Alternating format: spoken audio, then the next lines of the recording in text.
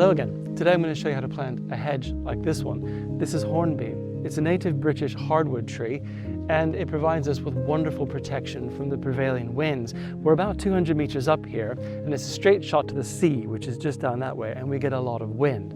This thing protects us beautifully.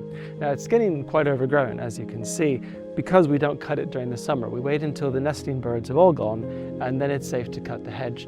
It's mid-August, so we'll do it very soon. Now, the problem with this hedge is it stops just here for no reason that I can understand, and there's this huge gap which allows the wind to come through, and today we're going to do something about it. So I'll show you how to plant a new hedge right there. These hornbeam are pot grown. The benefit of that is you can plant them any time of the year because their roots are in compost and so they can continue to get water and nutrients. If you get your trees bare root, where they lift them from the ground and wash the soil off, they can only be planted in the wintertime when they're dormant. So these hornbeam, we'll get them in the ground in just a few moments, but I wanted to show you the difference between hornbeam and beech.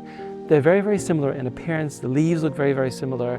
Their habit, the shape they grow into, is very similar, and the growth rate is similar, but there is a distinction. The leaf of the beech tree, it has these veins in it, but it's quite smooth. If you have a look at the hornbeam, it's quite deeply fissured, and they're not identical. While we're talking about beech trees, I thought I'd show you this. Our copper beech tree. It's my favorite tree in the whole world. It totally dominates our garden. When it was put in the ground, we think 150 years ago, I'm sure it was a lovely flash of red in the garden, but now it's just an enormous thing that overshadows everything else. But I wouldn't have it any other way. In the springtime, it's a lovely yellowy gray color, then you get this deep wine red color, and then in the wintertime, all the leaves come off, you can see through it and enjoy the beautiful view. It's also a fantastic place to put a swing. The dog likes it too. I'll show you. Nice relaxing swing after a hard day watching my garden. Mwah. Right, come on, Hazy, we got work to do. If you're going to plant pot-grown trees during the summertime, it's important you give them a very good drink before they go in the ground to give them a good start. Because we're extending an existing hedge, we're going to need to cut these branches back. The spacing between the existing hornbeam trees in this hedge is about 12 inches or 30 centimeters. So if we just stuck the new trees that far apart from the existing end tree, they would get no light because they'd be under the branches. So we're going to cut these branches back to within about that far of the trunk. It should then be able to shoot new twigs off that, new branches, and have new leaves eventually. But for the moment, we need to provide enough light down to the new trees so that they can grow. Let's get on with it.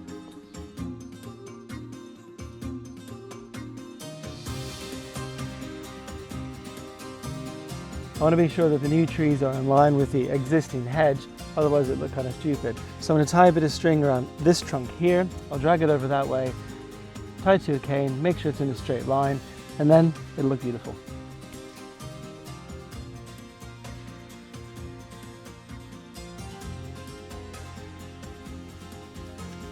You're in the way of my string, darling. Can you move?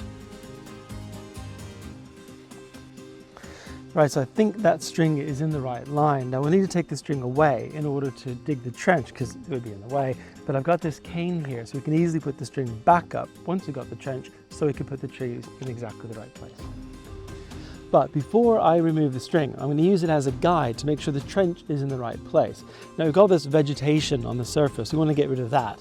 So what I'm going to do is use the spade, cut in here like so, and just there. So that's one spade's width. Do the same thing here and cut there. Now what this means is as I go down and cut into the vegetation, I can then remove all of that, set that aside, we don't want that again, and I then have a nice line to dig my trench where the trees are then going to get planted.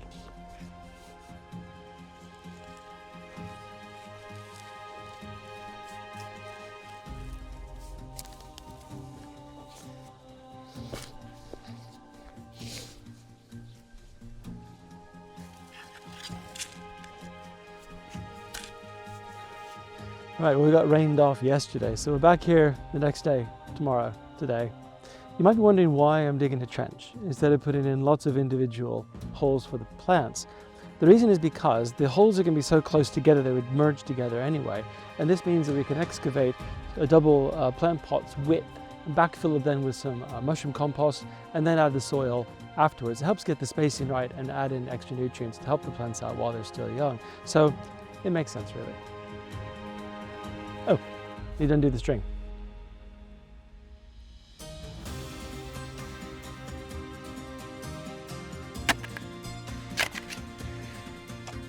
Now, planting a trench is a fair bit of hard work. So if you're doing quite a long row of hedge, I would recommend bare-rooted trees and use slit planting. But as we're doing this in the summertime with pot-grown plants, this way makes sense. Right, so we've got the trench at the right depth now. What you're looking for is to have the tree buried in the ground, the same depth it was originally in the plant pot.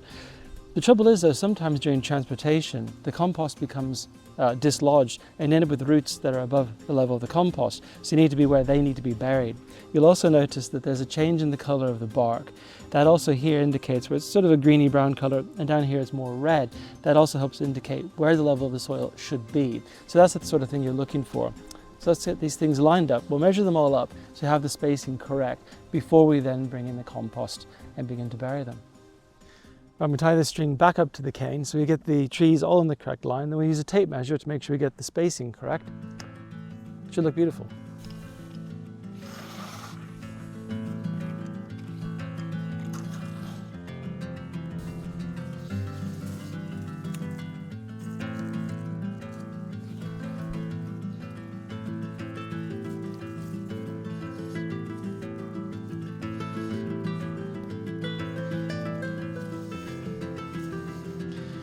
Right, so that's all the plants placed now. The spacing seems about right. So I'm going to go and get a couple of bags of mushroom compost. I'll pour that in the trench alongside the plants, and then we'll put the soil back on top of that. Then pack the soil down, give them a good water, mulch, and they'll be happy trees. I gotta go, Hazel. The boss says so.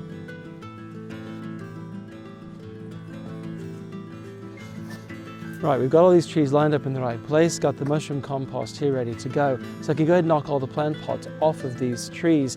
Now, once they don't have their plastic plant pots on, they're at risk of drying out fairly quickly. So we need to get on with it so we don't hurt them through drying out.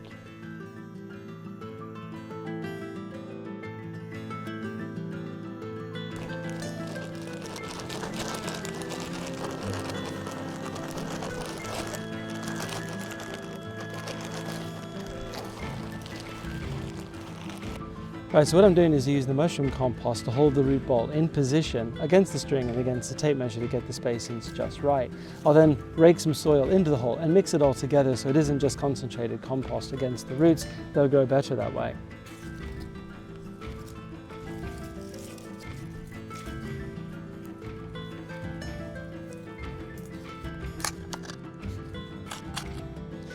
Right, so the idea here is to mix the soil in with the mushroom compost so that it's not too rich of a mixture. After I've done this, I need to then pack the soil down. If you don't, the plants will rock in the wind and that will be very bad for them. So once you get it right where you want it, you can gently press your welly boot around the plant like that. Then we'll put some more soil on top of it and do the same thing again.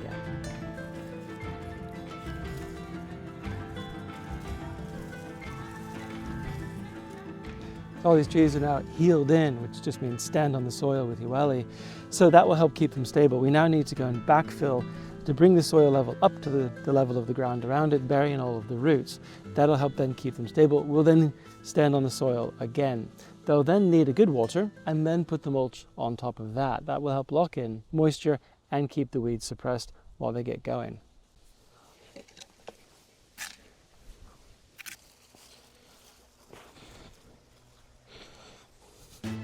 I'll tell you another useful tip. The vegetation that we removed earlier on, if you need to fill in some of the holes if you haven't got enough soil, take the vegetation, the turf, turn it upside down and place it like so. Because it's upside down, the grass won't grow and all the weed seeds are now underneath. Then you put your mulch on top. It works a treat. It rots down, provides extra nutrition for the growing trees. All right, so that's all the plants in the ground, nicely heeled in, looking happy.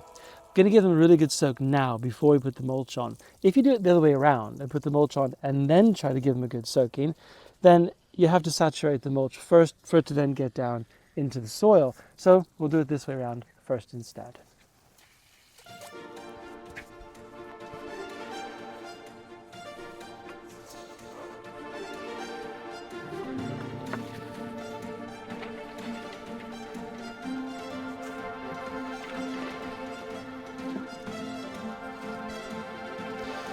Right, so when you put the mulch down, you're looking for 2 to 3 inches deep. That's 50 to 75 millimeters deep. That's enough to keep the moisture in and to suppress the weeds.